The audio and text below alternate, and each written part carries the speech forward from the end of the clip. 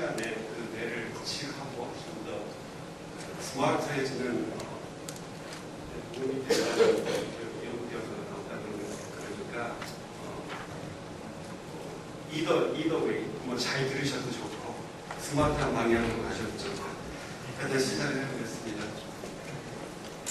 사실 이 프리포뮬레이션이 하시는 분이 생각보다 많지 않으시고 여기 굉장히 재밌는 일이 많이 벌어지는데 제가 좀 가능하면 여러 다양한 분야를 소개시켜 드리려고 욕심을 내다 보니까 슬라이드가 조금 많아져가지고 맨 끝에 케이스 스터디는 어떻게 되는지 모르겠지만 일단 제가 그 프리포뮬레이션이 그 드럭 디벨롭먼트 과정에서 디스커버리 과정에서 하는 역할이 무엇인가 그리고 그때 액티비티가 어떤 액티비티가 있는가 그리고 바로 케이스 스터디를 가서 그런 액티비티들이 어떻게 프로젝트 서포트를 하는데 실제 어떤 식으로 그 일이 진행되는가를 프로젝트 케이스 스터디를 통해서 말씀드리겠습니다.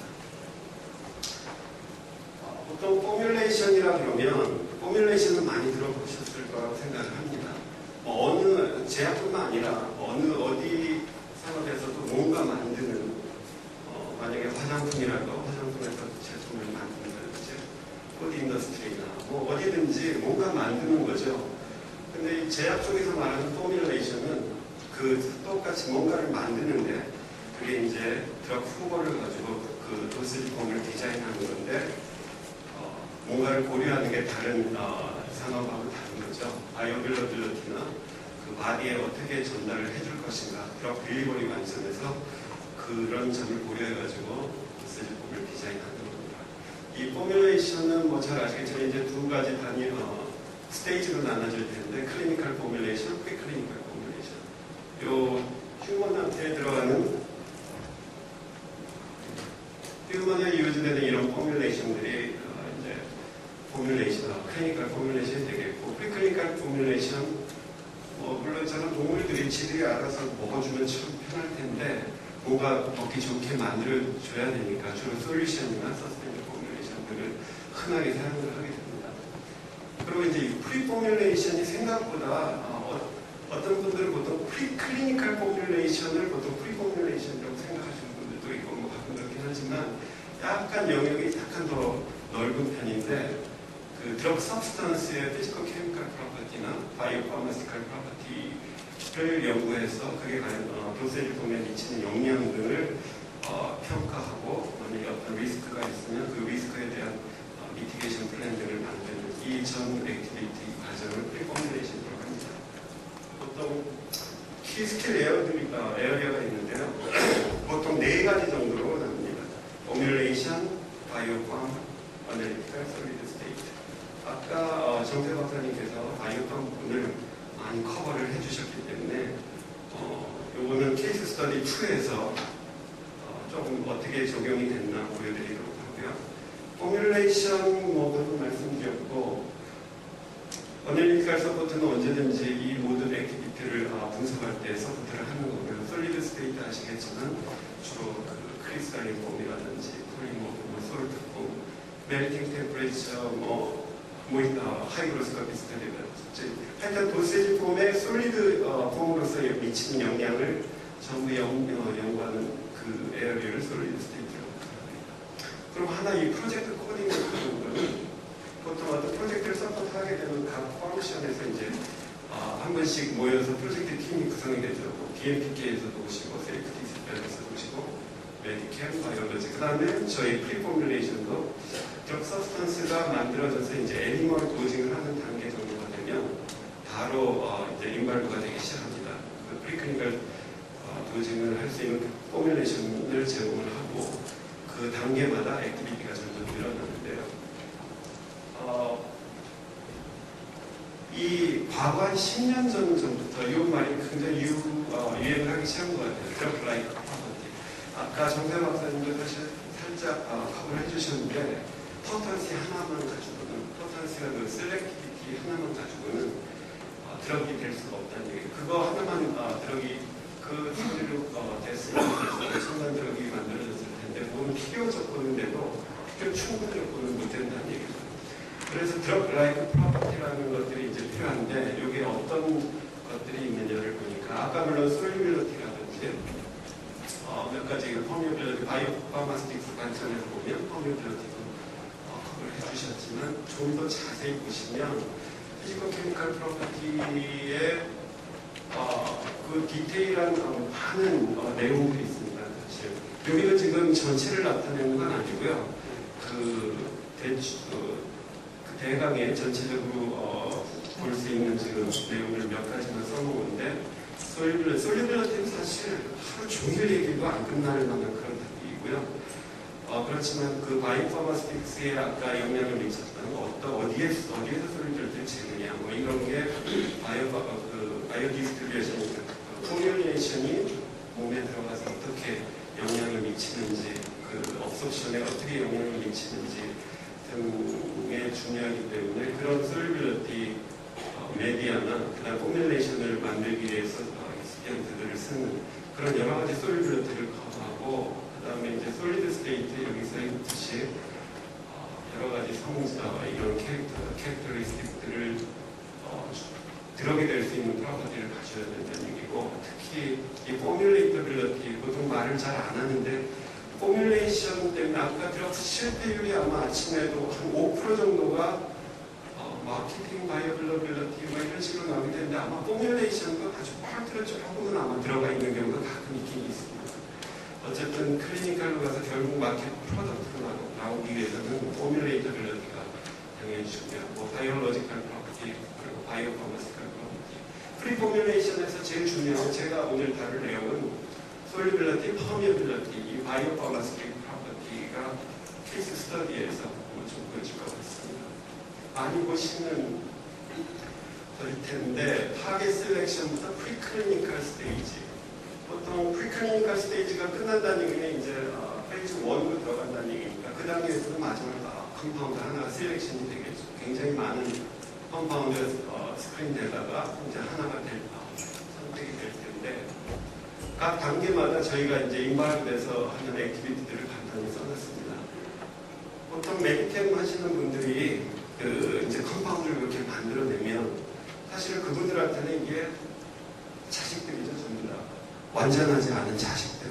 그 중에서 그나마 진짜 딱돌한 놈, 아까 말씀하신 그런 하나를 찾아내는 과정인데, 어떤 경우는 메디캠 하시는 분이 개인적으로 어떻게 또 애착이 가는 그런 분도 가끔 생기게 되고, 그렇다고 그걸 다 서포트해서 해줄 수도 없고, 그 과정이 상당히 어떻게 보면 그분들한테는 슬프기도 하고 저희한테는 아주 재밌는 과정이 되는데 지금 그 클리니컬 쪽에서는 결국 하나가 선택이 돼가지고 일을 하게 되기 때문에 그 컴파운드 하나에 대한 프로퍼티를 갖고 일을 하시게 되는 거고 이 프리포뮬레이션 하는 분들은 결국 굉장히 많은 컴파운드를 다루게 되기 때문에 정말 여러 가지 생기는 일들을 보게 됩니다. 어얼리 스테이지에서는 물론 프리클리니컬 포뮬레이션을 제공하지만 가끔 이제 피지컬 케미컬 프로퍼티나 그다음에 스터디를 위한 포뮬레이션 제공이 메인 액티비티가 되고 보통 이제 슐리스 컴파운드가 이제 나오게 되면 마지막에 뭐 한 3개, 10개에서 3개까지도 나오게 되면 좀 더 디테일한 스터디를 하게 되는데 피지컬 폼 셀렉션이라든지 포뮬레이션, 세이프티 포뮬레이션을 디벨롭먼트 할 때는 좀 어얼리 스테이지 포뮬레이션하고 좀 다르죠. 왜냐하면 멀티플 도어징으로 가게 되기 때문에 결국은 세이프티, 익스피언트의 세이프티가 중요한 팩터가 돼서 세이프한 포뮬레이션을 셀렉션하는 게 사실은 키 팩터가 되겠습니다. 근데 폴리솔루블 컴파운드 같은 경우는 어떤 경우는 정말 선택의 여지가 별로 없이 가야 될 경우도 있고 때와 그때마다 컴파운드 스페시픽하기 때문에 다양한 경우가 나옵니다.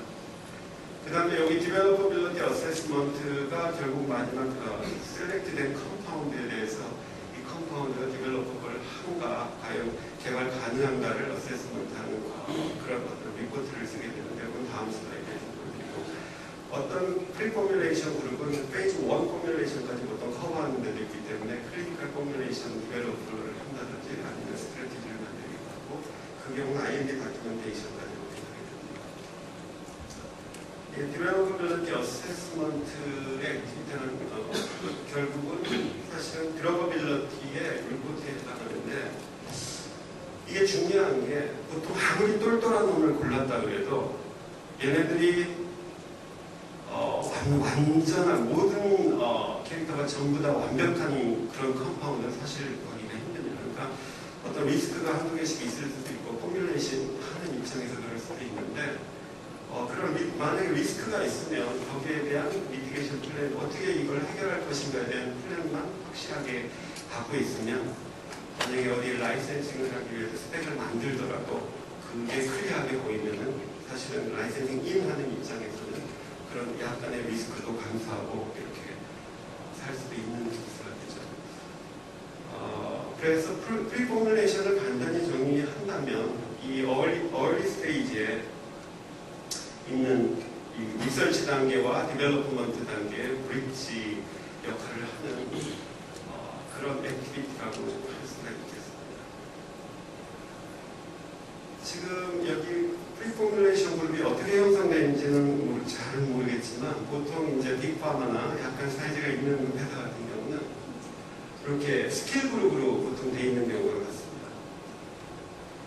보통 네 가지를 많이 하는데, 얘기하는데 아까 말씀드렸듯이 포뮬레이션, 솔리드 스테이트 아나리티컬, 바이오 프로젝트, 이 모든 에어리어에 그 일하시는 분들이 딱 그 에어리어만 일을 하는 거죠. 포뮬레이션 하는 분들은 포뮬레이션만, 바이오펌만 하시는 건데, 이에 비해서 올인원 스트럭처는 한 사람이 사실 이 모든 액티비티를 다 하는 그런 회사가 있습니다. 빅파마 중에 노바티스가 가장 대표적인 회사가 되겠고, 대부분 빅파마는 사실 스케일 그룹은 나눠져 있는 편인데, 뭐 큐비스트라든지 미디움 사이즈도 지금 이 올인원 스트럭처를 갖고 있는데, 이 스트럭처가 사실은 영향을 굉장히 크게 미칩니다. 지금 보시면 알겠지만 프로젝트 팀이 하나가 프로젝트 하나를 서포트하려면 여기는 4-5명이 모여야 되는 거죠. 여기는 그냥 한 사람이 가서 다 하는 겁니다. 그 펑셔널 프로젝트 팀에 가서 미팅하고 그래 이런 일이 필요해. 그럼 와서 자기가 시간 내서 하는 겁니다. 이런 경우는 그 프로젝트 코디네이터가 프로젝트 랩이 그 프로젝트 미팅에 다녀와서 거기서 어떤 일이 벌어졌는지 서로 디스커션을 하고 업데이트를 하고 다음에 무슨 일을 할까 디스커션을 하고 또 그러면은 시간들이 또 어떻게 맞는지 안 맞는지 또 체크해 봐야 되고 그러니까 서스펜션 포뮬레이션 하나를 만약에 디벨로프먼트 한다면 포뮬레이션 한 사람이 내가 오늘 이번 주 언제 시간이 돼서 이걸 만들게. 너 어널리티컬 언제 시간이 돼.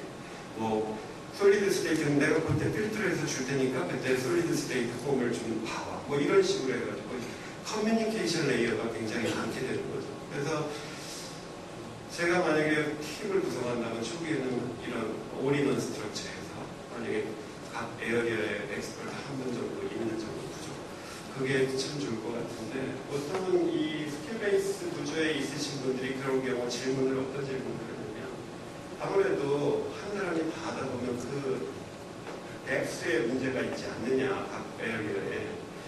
근데 이게 초기 트레이닝을 한 2-3년 잘 받고 나면 사실은 이 문제도 90%, 95% 이상 그런 문제가 없게 됩니다. 이게 제가 노바티스 있을 때 주로 새로운 그룹, 새로운 사람이 오거나 새로운 사이트에 이런 프리포뮬레이션 그룹이 생기면 제가 가서 트레이닝을 주로 담당을 했었는데요. 그 초기 2-3년 단계, 거기에 트레이닝을 어떻게 받느냐에 따라서 이 결과가 완전히 달라지고, 여기 스킬 베이스부터 시작했던 분들은 이 올인원 구조를 사실은 마인드셋을 이해를 잘 못합니다. 사실. 그래서 그런 스트럭처, 하지만 뭐 오가나이제이션 스트럭처가 다르다고 해서 사이언스가 변하는 건 아닌데, 어쨌든 그 스트럭처가 일을 하는 데 있어서 스피드나 효수나 퀄리티에 영향을 미칠 수 있다고 합니다. 오늘 슬라이드 중에 혹시 없는 게 있는지 모르겠는데, 이건 무슨 힌트가 될 수 없어서 그런 게 아니고요. 제가 나중에 만들다 보니까 조금 더 보여드리고 싶은 것도 있고, 그래서 좀 더 시간하고 싶은 것도 있고 그랬었는데, 혹시나 뭐 필요하시면 나중에 연락 주시면 보내드릴 수도 있습니다. 그럼 지금 케이스 스터디 1인데, 이거는 피지컬 폼에 관련된 내용입니다. 그러니까 피지컬 폼이라는 게 크리스탈린 폼이 다르다는 얘기죠. 폴리모프에 해당하는 얘기인데, 지금 이 사진을 보시면 아시겠지만, 이건 카바마 제품인데, 이거 지금 약간 블랙 컬러로 되어 있는 요것들이 지금 파우더 상태의 카바마 제품입니다.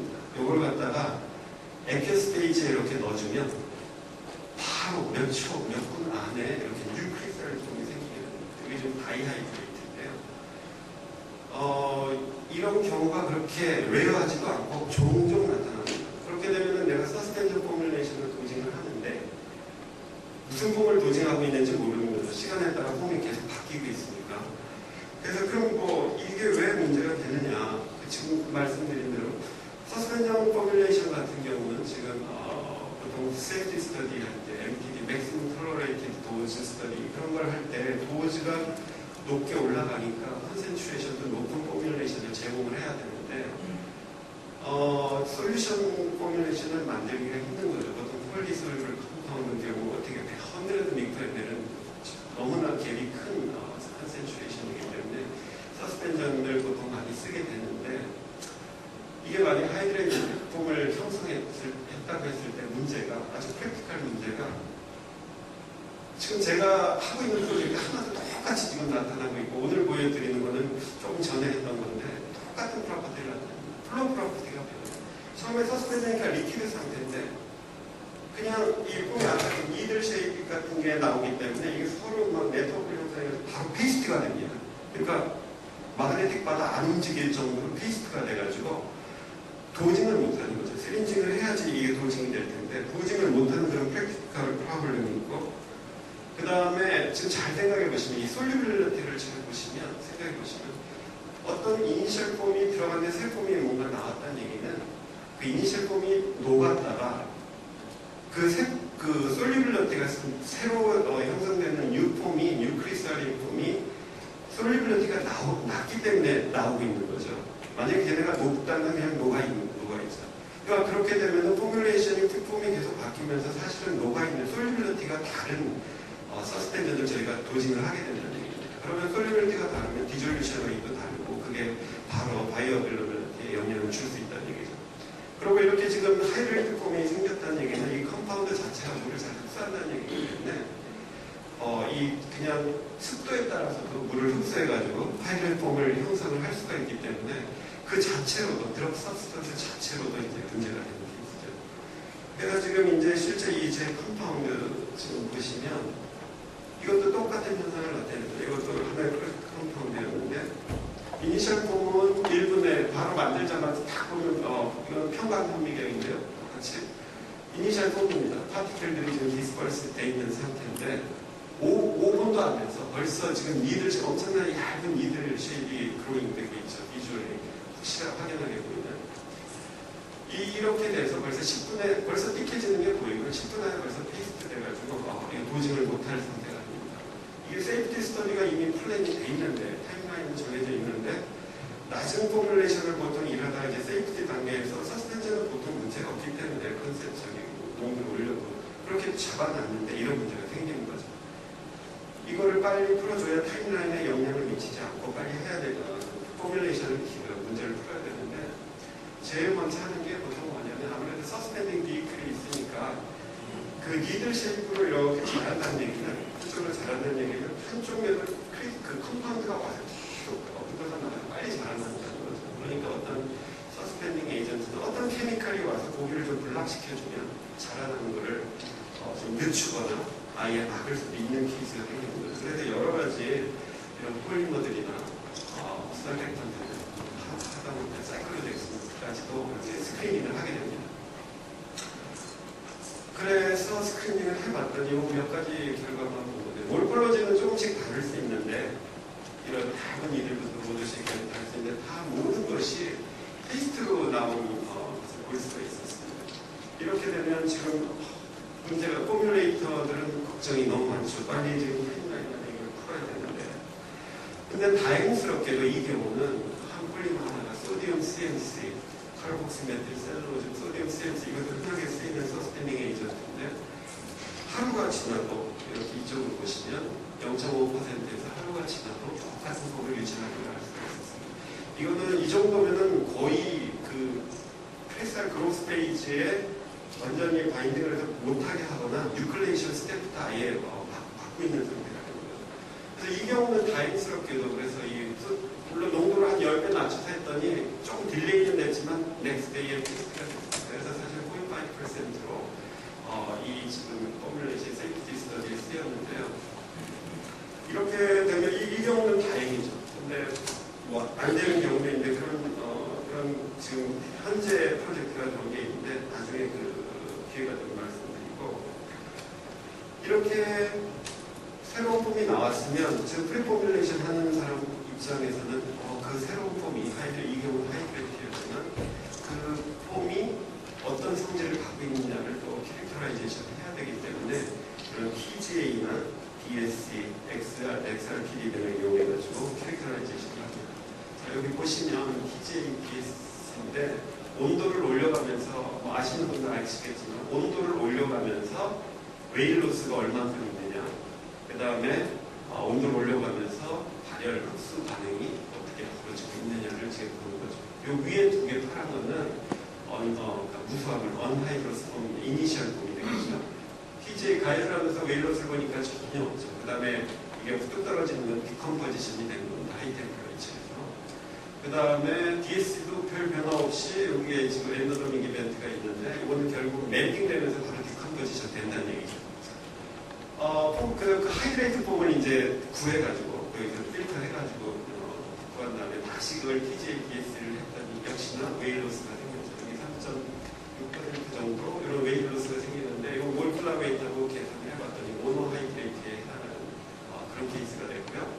그 다음에 그걸 갖다 DSC를 런해봤더니 아주 너무나 재밌는 현상인데, 사실은 이렇게 웨일 로스가 하나 생기려면 그냥 킷을 한 번만 없애고 되죠. 이게 지금 가열이 되면서 얘를 증발시키는 이런 엔도더믹 이벤트가 한 번만 일어나면 되는데 뭔가 조금만 아주 낮은 에너지 트랜스퍼와 트랜지션이 한 번 생기고 또 거의 메인 멜팅 템퍼레이처 같은 이런 피크가 생겼습니다. 그러면 이게 도대체 뭘까? 얘가 멜팅이면 여기가 리퀴드 상태가 될 테고, 뭐 이게 만약에 멜팅이 아니라면 솔리드 스테이트에서 솔리드 스테이트로 트랜지션이 되는 거죠. 어떤 이런 폼이 있다가 뭐 이렇게 살짝 틀어지는 그런 폼이 형성이 된 건데, 이런 경우는 여기서 히팅을 스탑을 시킵니다. 여기서 시키고 여기서 시키고 XRPD를 제거합니다. 그랬더니 폼이 4개가 형성이 되는 거예요. 디프런트 폼이 각각 생기는 걸 볼 수가 있었습니다. 여기도 솔리드라는 얘기죠. 그래서 이런 폼이 형성이 됐는데 이걸 다시 한번 정리를 해보면 폼 A가 처음에 이니셜 폼이 생겼다가 A가 하이드레이트 폼이 이제 서스펜드에서 형성이 되죠. 그 다음에 여기 월을 이르면은 폼 C가 형성이 된 거고, 그 다음에 폼 C를 더 가열을 했더니 폼 D가 나옵니다. 근데 여기서 이제 이런 캐릭터라이제이션을 다 하고 났었는데, 다행스럽게도 다 하고 난 당시에 GLP 배치가 만들어졌는데 이게 하이드레이트 폼이 나왔습니다.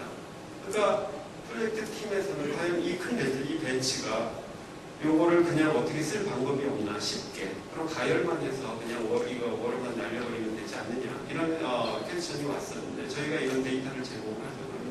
폼 C는 하이그로스코픽하기 때문에 벽 서브스턴스 그 자체가 습도에 따라서 계속 월의 양이 다르기 때문에 퀄리티에 문제가 생기죠. 어느 정도 퍼센트의 다른 양을 주입하게 되는 처음부터, 그래서 그건 받아들일 수가 없는 옵션이 되기 때문에 이 경우는 저희가 폼 A로 시작을 해야 된다라는 레코멘드를 하고 프로세스 케미스트리가 다시 리프로세스를 해서 폼 A를 만들어서 진행을 시켰습니다. 여기 다시 한번 롤 오브 프리포뮬레이션 이 경우를 한번 다시 한번 정리해보면, 그런 어떤 문제가 생겼을 때 톡스 포뮬의 그런 문제를 솔브하고 그 다음에 그런 타임라인에 맞게 포뮬레이션을 제공했다는 얘기고요. 그 다음에 지금 피지컬 폼을 이런 데이터 캐릭터라이제이션을 통해서 이해를 잘 하면은 어떤 문제가 생겼을 때 레이셔널하게 문제를 풀 수 있는 단식을 제공할 수 있다는 이런 경우였습니다. 두 번째 케이스가 제일 흔한 케이스가 되겠죠. 폴리솔리블 컴파운드, 업섭션 문제도 생기고, 이게 가장 흔할 것 같아서 아주 오래되지 않은 케이스인데 한번 살펴보도록 하겠습니다.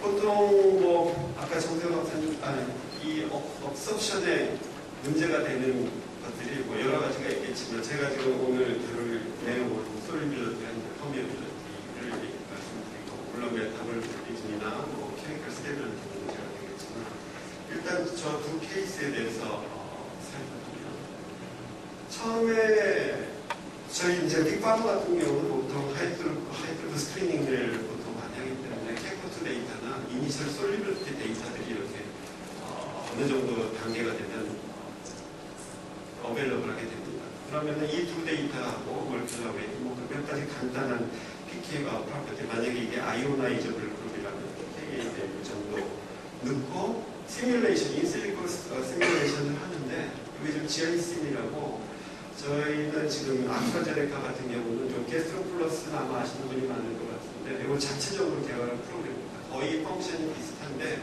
저희가 매번 필요할 때마다 어떤 펑션을 계속 더 애드를 했습니다. 만약에 나노 서스펜전이 어떻게 비행할 것인가 이런 그게 질문이 나오면 그거에 대한 펑션을 우리가 집어넣고 메타볼리즘이 문제가 되면 그걸까지 시뮬레이션 어떻게 할까 더 어떤 프로그램을 집어넣고 이런 식으로 계속 애드온해서 커스터마이즈된 이제 아스트라제네카의 시뮬레이션 툴이고요. 그래서 이런 지금 솔리빌리티 데이터 퍼미어빌리티 넘버를 두고 먼저 뭘 계산을 하냐면 프리딕티드 맨 밸류를 계산을 합니다. 맥시멈 업서버블 도즈죠. 내가 얼만큼 휴먼에서 이런 프로퍼티를 가지면 휴먼에서 맥시멈 얼만큼 업섭션 할 수 있을까? 이 경우는 도주가 만약에 2g 이렇게 돼도 결국은 업섭션 되는 양이 안 올라간다는 얘기죠. 그래서 이런 이니셜 만약에 컴파운드 스크린을 할 때 서로 컴파운드를 비교할 때 이런 밸류들도 사실은 저희가 제공을 하고요. 그 다음에 가장 중요한 것 중에 하나가 이 파라미터 센시티비티인데 도즈나 파티클 사이즈, 솔리빌리티, 퍼미어빌리티에 따른 이 프랙션 오브 업섭션 이 변화를 지금 시뮬레이션을 해보는 거죠. 지금 이 중에서 한 2가지 정도만 살펴보면 여기 파티클 사이즈하고 이 솔리빌리티만 한번 보겠습니다. 파티클 사이즈가 만약에 지금 내가 갖고 있는 게 보통 한 10에서 50, 10에서 100 정도가 아주 커먼하게 얻어지는 그런 sabstance의 파티클 사이즈인데 만약에 업섭션 문제가 있다, 포뮬레이션 뭘 어떻게 할 것인가 볼 때 나노 서스펜션 많은 분들이 이제 얘기할 수 있죠. 나노 서스펜션 어때? 파티클 사이즈 좀 줄여봐. 그러면 저희가 이런 시뮬레이션 데이터를 보고 그게 지금 영향을 미칠 수 있는 이 버퍼 영역이 생각보다 별로 크지 않다. 근데 솔리빌리티를 봤더니 솔리빌리티 변화에 따른 이 프랙션 오브 업섭션의 변화는 급격하게 체인지가 되죠. 여기 5라는 얘기는 제가 넣어준 밸류가 200 마이크로몰이었을 때 5타임즈가 됐을 때 이 정도라는 얘기고 지금 1이라는 얘기가 결국 200 마이크로몰 정도인데 여기 있던 밸류가 두세 배만 솔리빌리티를 올려줘도 꽤 그 프랙션 오브 업섭션이 올라간다는 그런 결과를 벌써 시뮬레이션에서 얻을 수가 있는 거죠. 이 정보가 중요한 이유는 이 정보를 보고 포뮬레이션의 방향을 정할 수가 있다는 얘기입니다. 그러니까 이것도 제너럴하게 만약에 오랄 익스포저 문제가 생겼다 하면 보통 이제 저희 이런 디시전 추리 같은 것들을 좋아하시는데 딱 보면 첫 번째 솔리빌리티가 문제인지 디졸루션이 문제인지를 먼저 파악을 하는 게 중요합니다. 그러니까 아까 파티클 사이즈에 따른 변화가 심하다면 디졸루션 웨이트에 영향을 미칠 수 있는 거죠. 임프루브를 시킬 수 있는 경우입니다. 근데 이 경우는 안 되는 경우죠. 솔리빌리티가 훨씬 더 영향을 크게 미칠 수 있기 때문에 만약에 그렇게 되면 한번 리피딕 포뮬레이션도 살펴보고 솔리빌리티가 낮다면 다시 어몰폴스 뭔가 슈퍼 세츄레이션 스테이트를 만들어서 솔리빌리티를 높여주는 그런 포뮬레이션 방향으로 가보는 거죠. 어몰폴스 서스펜전이나 아니면 어몰폴스 솔리드 디스펄전 등을 고려하게 됩니다. 보통 지금 다음 실제 이제 컴파운드가 실제 컴파운드인데 이 경우 보시면 몰큘러가 스몰 몰큘이고요. 그냥 윅 액시드입니다. pKa가 7.2 정도 되니까 낮은 pH에서도 사실 솔리빌리티 변화가 별로 없게 되죠. 프리베이스 같은 경우는 거꾸로 엄청 높아져서 pK가 되겠지만 그리고 BCS 클래스를 봤을 때 솔리빌리티가 낮은 편이고 퍼미어빌리티는 좋은 편이었기 때문에 BCS 클래스 2에 해당하는 컴파운드로 일단 잠정적으로 저희가 정해놓습니다. 이거의 챌린지는 뭐였냐면 프리딕티드 휴먼 도즈가 1200mg BID 그럼 지금 이게 문제가 가장 큰 문제가 되죠. 포뮬레이션을 디벨롭하는 관점에서 볼 때 물론 이런 솔리드 도세지 폼이 가장 프리퍼러블 하다는 얘기는 나중에 좀 더 레이트 스테이지로 갈 때 얘기고요.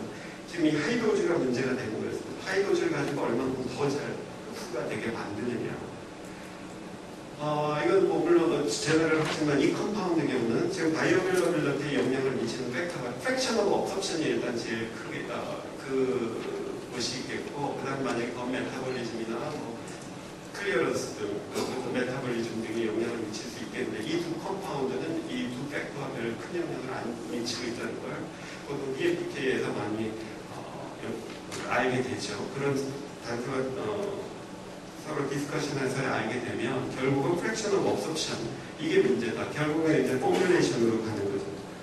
지금 저희가 그런 경우가 생겼을 때 이제 보통 이제 어떤 테스트를 하느냐, 그걸 좀 보여드리는 건데, 인실리코 시뮬레이션 합니다. 아까 보여드렸듯이. 그 다음에 인비트로 실제 테스트는 pH 시프트 스터디를 보통 많이 하는데, 아무래도 오랄 도징이니까 스타마크에 가서 로 pH에 간 다음에 하이 pH로 가게 되니까 이 pH를 시프트하면서 컨센트레이션이 어떻게 변하는지를 보고요. 이거 지금 P&O 팀 모델인데, 요게 팀 1 모델이라는 건데, 이 회사에서 나오는 이 바디를 최대한 미미크 해가지고 스타운이라든지 장의 최대한 시뮬레이션, 그러니까 미미크해서 pH 조정도 하고 시크리션 물질도 넣어주고 멤브레인으로 돼 있어서 업섭션도 더 일어나게 해줘서 이런 것들을 도징으로 하면서 실제 어떻게 일어날까를 또 테스트하는 모델이 있습니다. 이런 테스트도 하고, 보통은 이런 걸 하는 이유는, 이것도 사실 돈이 많이 들어가는 일인데, 물론 저희가 기계적으로 하고 있지만 인비버 요즘 애니멀 테스트를 가능하면 줄이려고, 가능하면 인비트로에서 스크리닝을 많이 하려고 이런 툴을 쓰는 거고, 그 다음에 이제 보통 인비버 테스트를 해보는 거죠. 이 경우는 과학 테스트로 비교를 했습니다. 시뮬레이션을 그래서 다시 봤더니 1200mg 크리스탈린 폼 솔리빌리티를 갖고, 그 다음에 퍼미어빌리티를 갖고 시뮬레이션을 하면 약 1200mg에서 업섭션 되는 게 이 정도, 한 바이어빌리티로 60몇 %가 이제 흡수가 된다는 얘기죠.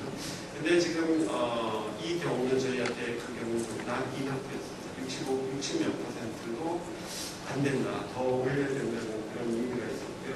그래서 다음에 했던 게, 그럼 어떤 방법으로 한번 솔리빌리티를 올려볼 것이냐, 솔트 폼도 볼 수 있고 크리스탈 스크리닝도 하고 그랬는데, 크리스탈 폼을 얻지를 못했습니다.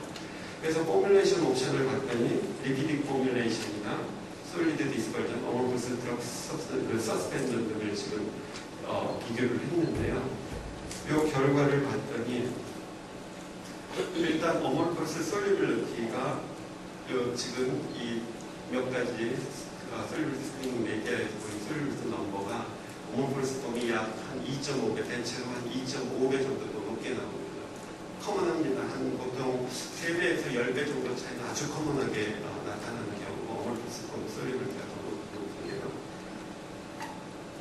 그 다음에 요걸 가지고, 요 데이터를 가지고, 그 솔리빌리티 데이터를 가지고 다시 한번 시뮬레이션을 해본 거죠. 어머버스 폼과 크리스탈린 폼을.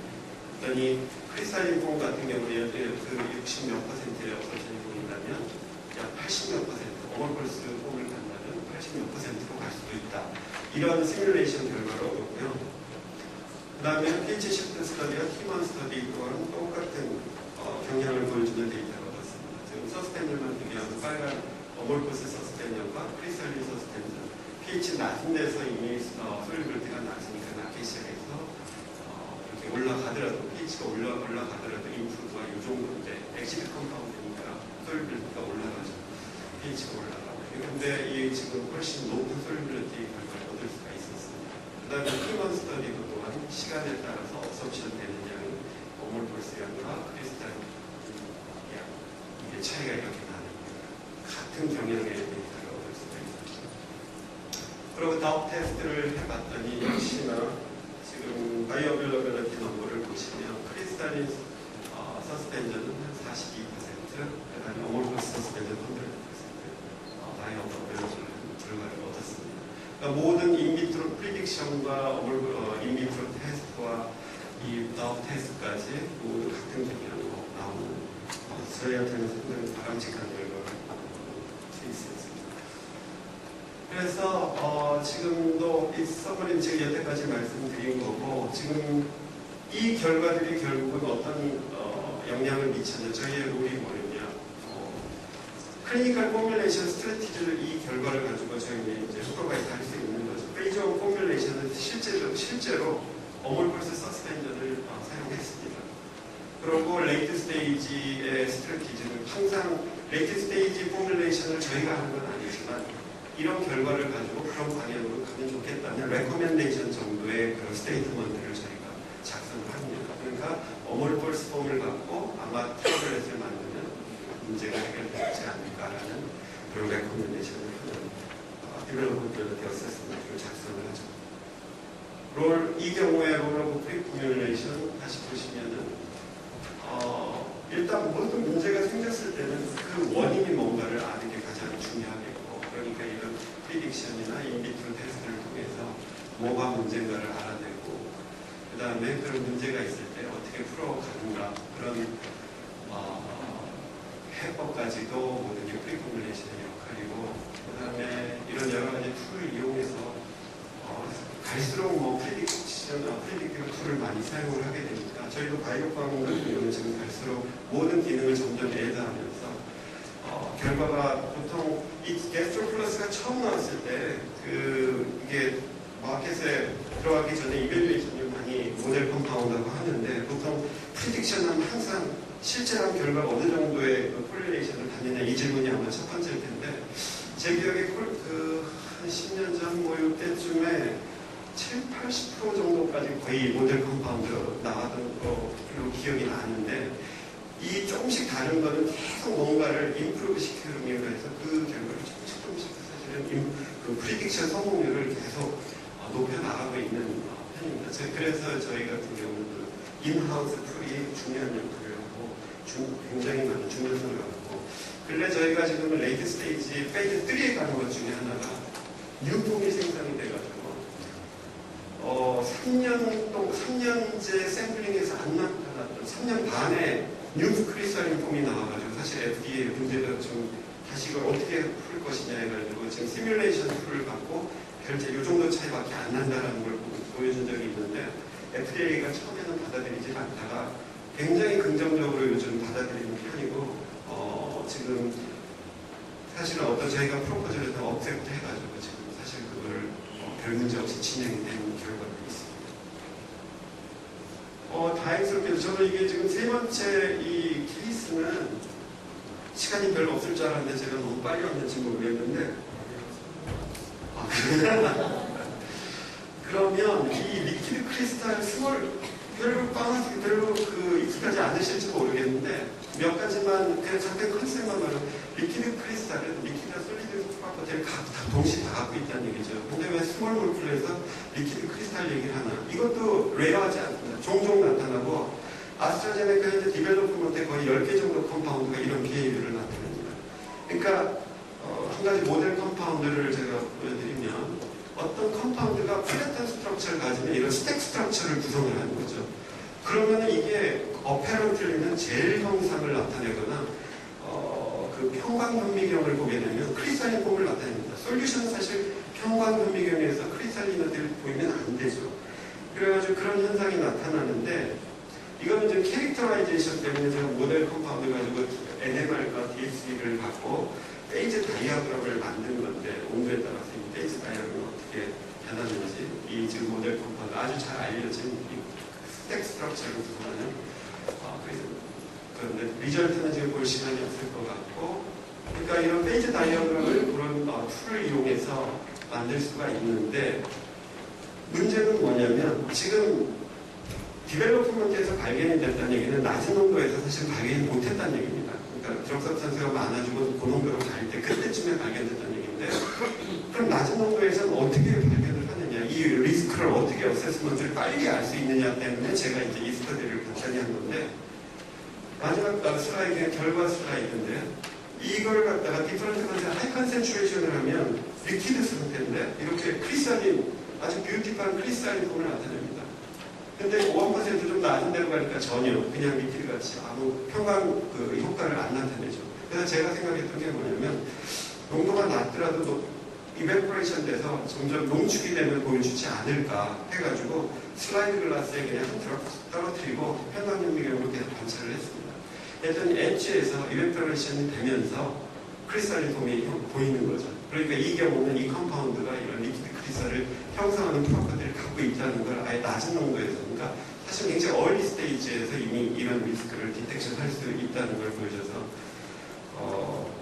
이 평광 미경이 유용하게 쓰일 수 있다는 그런 결과였고요. 그래서 이런 경우도 마찬가지로 저희 로름 프리 포뮬레이션을 다시 한번 보시면 정리하면 그런 일찍 뭐든지 리스크를 일찍 발견을 하고 메커니즘을 정확히 알고 그런 문제를 해결하는 그런 기능을 하는 게 프리 포뮬레이션 역할이라고 할 수 있겠습니다.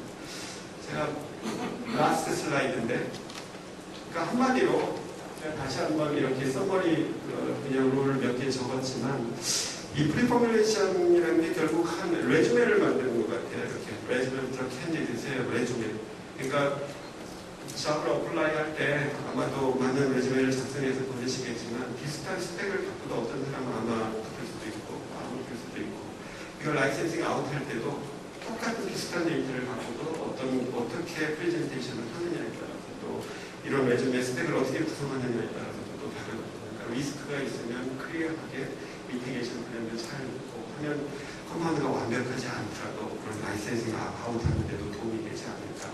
제가 그런 개인적인 생각을 해봤습니다. 예, 감사합니다. 시간이 많이 남아있지는 않지만 질문 2개 정도 받겠습니다. 로버트 세이크 모듈입니다. 순차적인데요. 그러니까 포스코 베이스 1의 포메이션 했고, 그 다음에 포메이션을 갖다가 베이스 2로 보시는 거거든요. 퀄리티 컨트롤 관점 중에 가장 성다이클리 스테이블한 그런 크리스탈 폼을 갖다가 어디 스테이지부터 출발을 해야 나중에 레이트 베이스도 갈 때도 리스크가 굉장히 많이 줄어들 거라고 생각이 됩니다. 그런 관점에서 가장 효율적인 방법이 뭐라고 생각하니까 가장 스테이블한 그런 크리스탈 스트럭처를 갖다가 디자인하는 방법에 대해서 아시는 것 같습니다. 저희가 지금 프리딕티브, 솔리드 스테이트 프리딕티브 툴도 사실 저희는 프리딕티브 툴을 좀 많이 쓰는 편인데, 그 레티스 에너지를 계산함으로 해서 가장 스테이블한 폼이 뭐가 나올까라는 그 계산을 해봅니다. 컴파운드가 스트럭처가 나오면. 그러면은 헤아릴 수 없는 스트럭처 개수가 사실은 크리스탈 폼이 나오거든요. 근데 실제적으로 그렇게 해서 이 폼이 실제 존재할지 않을지도 모르고 그렇기 때문에 결국은 타이트루프 스크리닝을 좀 얼리 스테이지에 하는 경우가 많이 있는데, 당연히 제일 스테이블한 폼으로 시작을 해서 그게 디벨롭업을 하면 개발 가능하다는 게 되면 그게 가장 베이스 케이스입니다. 이런 경우도 사실은 할 수 없이 이 방향으로 가는 건데, 아까 그래도 이렇게 홀리몬 스크리닝을 해서 어떤 그 중에서 가장 스테이블한 폼을 찾았을 때 그게 가장 스테이블한 거냐, 그거는 사실 앤서를 할 수는 없죠. 그 발견된 것 중에 그나마 여태까지 발견된 것 중에 가장 스테이블한 거고, 시간을 더 투자하고 더 스크린을 많이 하면 아마 또 다른 폼이 나올 수도 있을 겁니다. 그렇기 때문에 얼리 스테이지에서 처음에 아주 얼리 스테이지에서 하는 프리 스크리닝 그거는 그 정도의 내용을 찾는 정도. 그러니까 폴리몹 스크리닝, 이니셜 폴리몹 스크리닝에서 나온 처음에 가장 스테이블한 크리스탈 폼으로 디벨로퍼에 갈 때 도중에 개발에 가는 과정에서 보면 스테이빌리티나 다른 컨디션, 우리가 테스트하는 컨디션에서 변화가 없다면 그 폼이 수톱을 한 폼이 되는 거죠. 우리가 모르지만 개발은 할 수 있을 것 같은 수톱을 폼이